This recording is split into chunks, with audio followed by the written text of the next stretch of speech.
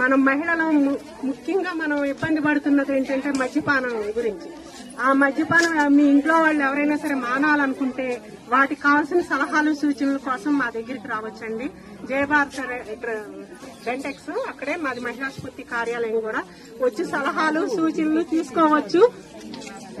మీరు ఒకవేళ మీ వాళ్ళు ఎవరైనా సరే మద్యం మాన్పించాలి అనుకుంటే దానికి తగిన సలహాలు సూచనలు కూడా అందిస్తాము.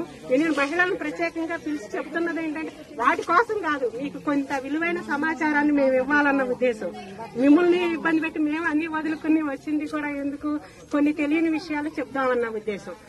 నెక్స్ట్ ఏంటంటే మేము ఇంకా మనం మాతృమూర్తులం కాబట్టి మనం అందరం తల్లులు కాబట్టి బిడ్డ పుట్టిన గంట లోపలే పాలు ఇప్పించేలా చూడాలి. ఎందుకనంటే తల్లి ఆపరేషన్ అయ్యి ఉంటుంది, సృహలో లేకపోతుంది. అటువంటప్పుడు తల్లి పట్టలేదు కదా పాలు, చుట్టూతో ఉన్న బంధువులు గాని ఆత్మీయులు గాని వాళ్ళు పట్టాలి. ఎందుకని గంట లోపల ఆ బిడ్డకు గనక గంట లోపల పాలు పట్టించినట్టయితే ప్రపంచంలో ఎవ్వరూ ఇవ్వలేనటువంటి విలువైన బహుమతిని మనం వాళ్ళకి ఇచ్చినట్టు అవుతుంది. అది ఇమ్యూనిటీ సిస్టమ్, అంటే వ్యాధిని నిరోధించుకునే శక్తి ఆ బిడ్డకు వస్తుంది అనమాట. అందుకని గంట లోపల ఎట్టి పరిస్థితుల్లోనూ తల్లి సృహలో లేకపోయినా సరే చుట్టూతో ఉన్న బంధువులు గాని ఆత్మీయులు గాని పాలు ఇప్పించాలి. అది ఎవరు చేయాలి? మీలాంటి వాళ్ళే, తల్లులు కాదు మెయిన్. అందుకని ప్రతి ఒక్కరు కూడా ఈ విషయాన్ని చెప్పండి. అట్లాగే ఎంత కూడా బాగా ఉందా అవయవదానం అమ్మ, ఎవరైనా చనిపోతే అది మనం అనుకోకూడదు, కానీ మనతో పాటు తీసుకెళ్లిపోకుండా మట్టిలోనో కాల్ చేయటమో కాకోకుండా అది తెలియజేస్తే మాకైనా సరే, లేదా రోటరీ ఐ హాస్పిటల్ ఉంది వాళ్ళకి కానీ తెలియజేస్తే కళ్ళు తీసుకుని ఊరికిన పైన పొర మాత్రమే తీసుకెళ్తారు, ఏమి ఇదే ఉండదు. కానీ నాశనం చేయకుండా ఇంకోళ్ళు చూపునిచ్చు, వాళ్ళంత మంచి చూపు లేని వాళ్ళు ఉన్నారు. అందుకని వాళ్ళందరికి ఇచ్చిన వాళ్ళం అవుతాం. మనం కొంచెం ఆలోచించి ఆ ఫోన్ నెంబర్, మా ఫోన్ నెంబర్ మీరు నోట్ చేసుకున్నట్టయితే దీని మీద ఉంటుంది ఫోన్ నెంబర్, నోట్ చేసుకుని ఉంచుకుంటే మీకు ఏ విషయంలో ఎటువంటి సలహా కావాలన్నా కూడా మేము ఇస్తాం ఆ నెంబర్ ఫోన్ చేస్తే. తర్వాత మేము బ్యూటీషియన్ కోర్స్ ఒకటి, టైలరింగ్ కోర్స్ ఒకటి ఉచితంగా నేర్పిస్తున్నాం.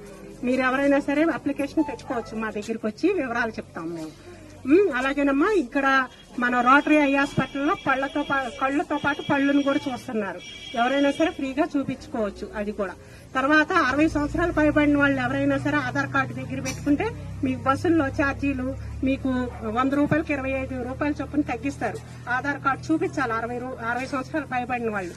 అలాగే 2 సీట్లు కూడా మీకు ఉంటాయి. ఎవరినైనా సరే లేపు కూర్చొని అధికారం 60 ఏళ్లు పైబడిన వాళ్ళు ప్రతి ఒక్కరికి ఉంటది. ఎవరు కూర్చున్నా సరే లేపేసి కూర్చోవచ్చు, అధికారం మీకుంది. అట్లాగే ఇప్పుడు గవర్నమెంట్ ఇచ్చేసింది. అందుకని అవన్నీ చంద్రబాబు నాయుడు కాదు, ఎవరైతే వాళ్ళు.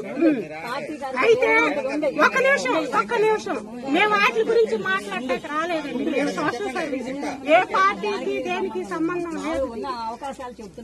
అట్లాగే మందులను కూడా తగ్గించి ఇచ్చేలాగా జనరిక్ షాపులు అనేసి పెట్టారు. బయట మనకు మెడిసిన్ ఎక్కువ రేటుకి దొరికినా కూడా జనరిక్ మందులు అనేసి ఇప్పుడు పాత ఠాగూర్ హాస్పిటల్ ఎదురుగా పెట్టారు. అక్కడ అమ్ముతారమ్మా జనరిక్ షాప్, అంటే మనం వాడే మందులు కూడా తక్కువ రేటు ఇస్తారన్నమాట. అది కూడా ఉపయోగించుకోండి. మనం మహిళలం కాబట్టి మన ఇంట్లో వాళ్ళ ఆరోగ్యం అంతా మన చేతుల్లో ఉంటది. కాబట్టి మన ఇంటినే కాదు చుట్టూతా ఉన్న పరిసరాలని, ఇంటి ముందల రోడ్డుని, డ్రైనేజీని కూడా నీట్ గా ఉంచుకోవాలి. అలాగే మొక్కలను కూడా పెంచుకోవాలని మేమంతా కోరుకుంటున్నాం. మీరు అందరూ ఆరోగ్యంగా ఉండాలని కోరుకుంటున్నాం.